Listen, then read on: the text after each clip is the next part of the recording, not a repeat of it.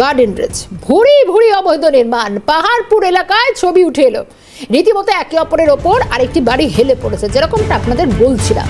যদি পুরসভার তরফ থেকে এই বাড়িগুলিকে বিপজ্জনক ঘোষণা করা হয়, তারপর থেকে আতঙ্কে রয়েছেন এখানকার আবাসিকরা। বাড়িগুলি তৈরির সময় G+3 বিল্ডিং তৈরির কথা বলা হয়, পরবর্তীতে G+4 বিল্ডিং তৈরি করা হচ্ছে, অর্থাৎ নিয়ম ভাঙা হচ্ছে। কিন্তু কিভাবে এই ফ্লোরগুলি তৈরি করেছেন প্রমোটার, প্রশ্ন তুলছেন সেখানকার আবাসিকরা। তাতে কি বাড়ি তো উঠে গেছে, বিল্ডিং তৈরি হয়ে গিয়েছে, সেই বিল্ডিংগুলি নির্মাণ হয়েছিল তখন কেন প্রশ্ন ওঠেনি?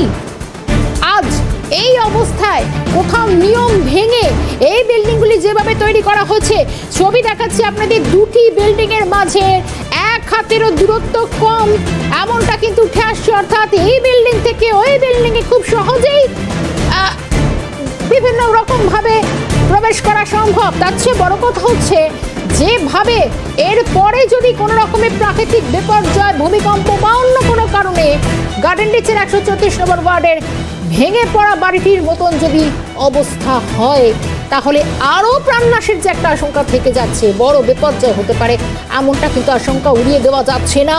কিন্তু কি বলছেন বাড়ির মালিকরা, তাঁদেরই বক্তব্য শুনে। 2016 সালে আমরা এই বিল্ডিং যেটা আছে ওখানে আমরা বুক করেছিলাম। 2019 সালে আমার রেজিস্ট্রি, সে সময় এই দুটো বিল্ডিংই ঠিকই ছিল, কিন্তু তারপর থেকে ধীরে ধীরে ঝুঁকতে শুরু হয়। এখন অবধি বিল্ডিং কমপ্লিশন সার্টিফিকেট কিন্তু প্রমোটার দেন। আমরা কবার ওকে চিঠি করেছি কি আমাদের বিল্ডিং কমপ্লিশন সার্টিফিকেট দাও। এবার এখানকার যে মানুষ আছে তারা বিল্ডিং পুরো কমপ্লিট হওয়ার পর তো কিনেনি, আগেই বুকিং করেছে, ওরা ফেসে গেছে ম্যাক্সিমাম মানুষ।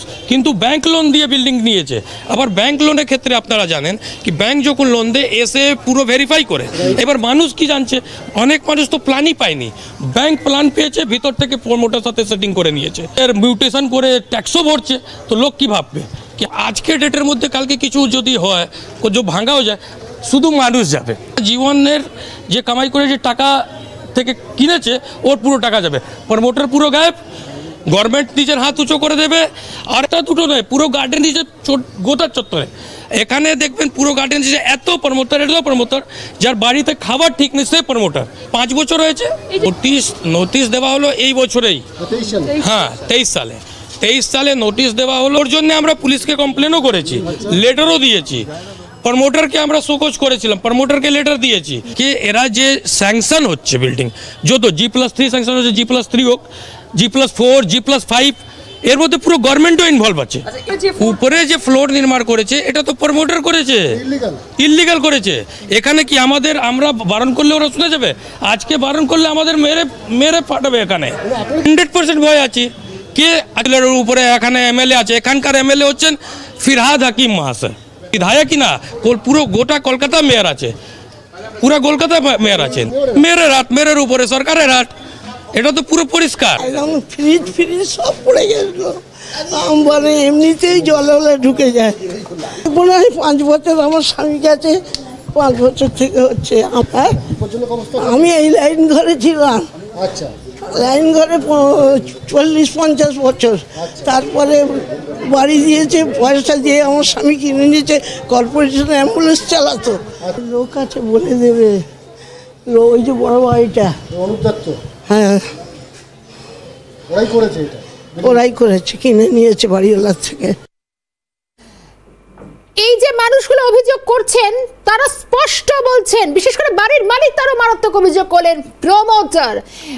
যেমন যথেচ্ছভাবে প্রমোটার গজিয়ে উঠছে, তেমনি যথেচ্ছভাবে এই বহুতলগুলি গজিয়ে উঠছে। সাধারণ মানুষ, এখানে যারা বসবাস করেন আবাসিকরা বলছেন, অনেকেই বলতে চাইছেন, বিল্ডিং এর বিষয়ে মুখ খুলতে চাইছেন, কিন্তু কাল যদি এসে ভেঙে দেয় কোথায় যাবেন? কখনো কখনো মারাত্মক হুমকি পর্যন্ত দেওয়া হচ্ছে। ভয় পাচ্ছি, কিসের ভয়?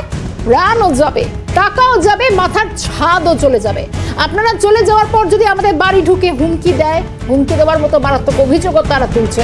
গার্ডেন রিচ কাণ্ড অনেকগুলো প্রশ্ন তুলে দিয়েছে। শহর জুড়ে এত নির্মাণ হচ্ছে, কলকাতা পুরসভার নজর কিভাবে এড়োচ্ছে, অনুমোদন দেওয়া হচ্ছে কিভাবে? এখানকার মানুষ যারা এই বিশেষ করে 134 নম্বর ওয়ার্ডে বাস করছেন, আমরা তো ছবি দেখাচ্ছি, কারণ সিএনএর ক্যামেরা একটা বাড়ি ধূলিসাৎ হয়ে গিয়েছে, সেটা তো সীমাবদ্ধ নয়, এলাকার এই ওয়ার্ডে আর কতগুলো বাড়ি এভাবেই রয়েছে, সেগুলি হেলে রয়েছে বিপজ্জনক অবস্থায়। সাধারণ মানুষ রীতিমতো তারা বলছেন তাদেরকে হুমকি দেওয়া হচ্ছে, তাদের অভিযোগটা শুনুন।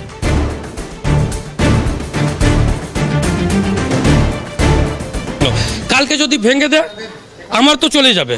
আজকে এক একটা বিল্ডিং, আপনি একটা বড় অ্যাপার্টমেন্ট নেবেন 3000-3200 টাকা, ভালো থেকে ভালো অ্যাপার্টমেন্ট, এখানে 3500 টাকা দিয়ে খরিদ করছে। আক্রমণ হওয়ার একটা ভয় পাচ্ছে 100%। এই আমি বাইট দিচ্ছি, হতে পারে কি এই আপনারা চলে যাবেন বিকালবেলা আমার ঘরে এসে, বা আমাকে বলুন, বাবাকে ডেকে বলবে কিছু। বক্তব্য শোনালাম এর আগেও, পরপর দুবার এই বক্তব্য যে উঠে এলো, অর্থাৎ সাধারণ মানুষের অভিযোগ, যারা বাড়ির মালিক তারা পর্যন্ত বলছেন এই বিল্ডিং তৈরি করা হচ্ছে।